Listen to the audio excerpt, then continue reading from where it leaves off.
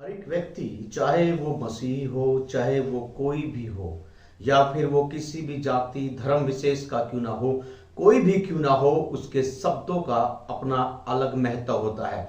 Bible भी इसके बारे में स्पष्ट रूप से कहती है कि जो कि लिखा हुआ है नीति वचन 18 का 21 में कि जीव के वश में जीवन और मृत्यु दोनों हैं, जो इसका उपयोग में लाना जानता है वही इसका फल भोगेगा।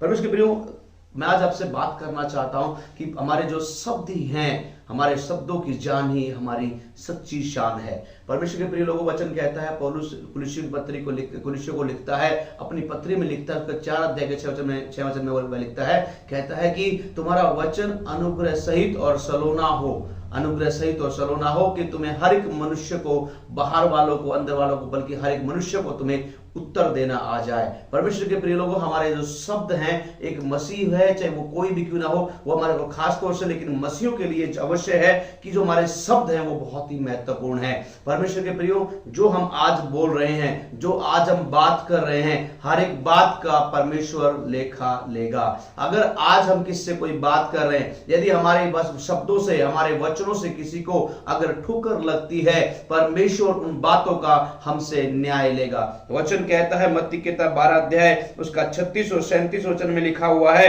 कि मनुष्य अपनी ही बातों के कारण, हम अपनी बातों के कारण दोषी और निर्दोष ठहरेंगे। हम अपनी ही बातों के कारण दोषी और निर्दोष ठहरेंगे। 36 वचन में लिखा हुआ है, मत्ती 12 के 36 वचन में लिखा हुआ है कि मनुष्य जो बातें अपने मुख से कहेंगे, न्याय के दिन वो उनका लेखा देंगे। कि कोई भी गंदी बात तुम्हारे मुंह से ना निकले, बल्कि दूसरों की उन्नति के लिए ही, ताकि सुनने वालों पर अनुग्रह हो। परमेश्वर हमसे उम्मीद करता है कि हमारे जो शब्द हैं, हमारे जो वचन है, हमारे मुख से जो कुछ निकल रहा है, वो उसके राज्य के लिए हो, वो उसकी महिमा के लिए हो, वो उसके लोगों की उन्नति के लिए हो। ऐसा नहीं हो सकता परमेश्वर के प्रियो, इस दुनिया में ऐसा नहीं हो सकता जब लोग सोचते हैं कि नहीं, मैं क्या करूं, मैं तो मुंह पे बोलता हूं, मैं क्या करूं, मेरा तो जो मन में आता हूं मैं तो कह देता हूं, मेरा तो कंट्रोल नहीं होता। नहीं, वचन कहता है कि अब हम मसीह में नई सृष्टि हैं, पुरानी बातें बीत गई है। जब हम मसीह की ओर देखते हैं, जब हम यीशु मसीह के हो जाते हैं, उसने हमें दाम देकर खरीद लिया है। अब हम अपने नहीं हैं, हम मसीह के हैं। इसलिए प्रभु के प्रिय लोगों, यीशु मसीह ने कहा था कि तुम जगत के नमक हो, तुम नमक हो, और नमक ही वो वस्तु है जहां पर भी जिस भी भोज्य पदार्थ में जब मिलाई जाती है, वो उसके स्वाद में एक उन्नति का कारण बन जाती है। परमेश्वर के प्रिय, परमेश्वर चाहता है कि हम भी जब इस संसार में जाएं, हम जब जगत में जाएं, उस नमक के समान जाएं। चाहे हम थोड़े से भी क्यों ना हो, हम मसीह लोग चाहे थोड़े ही क्यों ना हो, हम इस संसार के स्वाद में हम निखार ला सकते हैं। यही परमेश्वर हमसे चाहता है, यही प्रभु हमसे चाहता है कि जो हमारे शब्द हैं वो एक दूसरे के लिए बहुत ही आशीषित हों, एक दूसरे के लिए बहुत ही उन्नति करने वाले होने चाहिए। परमेश्वर प्रिय, परमेश्वर आप जानते हैं, परमेश्वर हर एक वचन का न्याय लेगा। आज हम जो कुछ भी कह रहे हैं, मेरे शब्द, अगर आज मैं कुछ कह रहा हूं, हो सकता है कि वो आपको गिरा दे, या फिर हो सकता है कि वो आपको उन्नत कर दे। मेरा परमेश्वर जो आपका और मेरा न्याय लेगा, आज इस वीडियो को देखकर भी जो लोग आशीषित हो रहे हैं, उनके अनुसार भी अगर मैंने कुछ गलत बोला है, मेरा परमेश्वर उस न्याय के दिन इस वीडियो का भी जो है वो न्याय करेगा। परमेश्वर के प्रिय, पतरस जो यीशु मसीह के साथ लगभग 3.5 साल तक रहा, वो अपनी पहली पत्री के 3 अध्याय के 15 वचन में लिखता है, कहता है कि तुम्हें लोगों को उत्तर देना आना चाहिए, मगर बड़ी नम्रता और परमेश्वर के भय के साथ। परमेश्वर के प्रिय लोगों, हम लोगों से बात करते हैं, हम जगत में जाते हैं, सुसमाचार सुनाते हैं। पौलुस कहता है कि हम मसीह की जीवित पत्रियां हैं। लोगों ने यीशु मसीह को नहीं देखा, लोगों ने बाइबल को नहीं पढ़ा है, लोग हमें पढ़ते हैं, लोग हमें देखते हैं, और हमारे शब्द उसके अंदर बहुत बड़ा योगदान अदा करते हैं। प्रियो, यीशु परमेश्वर ने जब इस जगत का निर्माण किया, अपने शब्दों से किया। हमारे शब्दों में जीवन है। परमेश्वर के प्रिय लोगों, हम इसी शब्द से, इन शब्दों से किसी को आशीष दे सकते हैं, इन शब्दों से हम किसी को श्राप दे सकते हैं। परमेश्वर के प्रिय लोगों, वचन कहता है, मत्ती की किताब 15 अध्याय उसका 10 और 11 वचन में यीशु मसीह ने लोगों को, अपने चेलों को अपने पास बुलाकर कहा, सुनो और समझो। 15 का 10 में लिखा, मत्ती 15:10 में कि सुनो और समझो।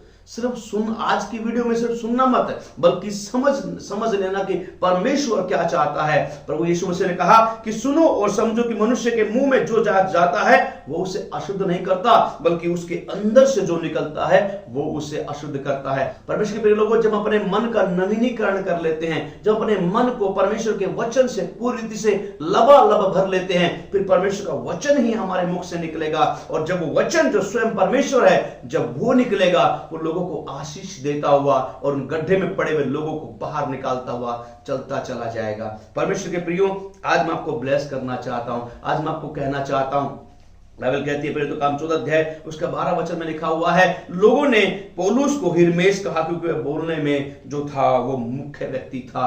परमेश्वर के प्रिय लोगों, पौलुस की बातें लोग इसलिए सुन पाए, इसलिए वो लोगों तक प्रचार कर पाया क्योंकि वो बोलना जानता था। आपको और मुझको अच्छा बुरा बोलना आना चाहिए, हमें समझ के साथ बोलना है ताकि परमेश्वर की बड़ाई हमारे जीवन से होने पाए। हर बात में इस बातों को अपने जिंदगी से आज मैं आपसे रिक्वेस्ट करूंगा, निकाल दीजिए कि मैं जो चाहूं मैं बोल सकता हूं। अब हम अपने नहीं हैं, हमारी जीभ पवित्र आत्मा की कंट्रोल की हुई है। हम मसीह के लहू से खरीदे हुए लोग हैं। अपने शब्दों का सही से इस्तेमाल करें और परमेश्वर जो आज अपने शब्दों को आशीष देने के लिए इस्तेमाल करेंगे, न्याय के दिन परमेश्वर भी आपको ऊंचा करके उठा करके आपको आशीष देगा। हालेलुया, परमेश्वर आपको आशीष दे। मैं विश्वास करता हूं कि आज के बाद अपने शब्दों का सही निर्धारण करेंगे, अपने शब्दों का सही इस्तेमाल करेंगे और अपने जीभ के द्वारा, अपने शब्दों के द्वारा आप परमेश्वर की महिमा करेंगे। दिन रात बाइबल को मनन करें, हो सके तो परमेश्वर के वचनों को याद कर लो और याद करके उन वचनों को बोलना शुरू करो और यकीन मानो जैसे परमेश्वर ने अपने वचन के द्वारा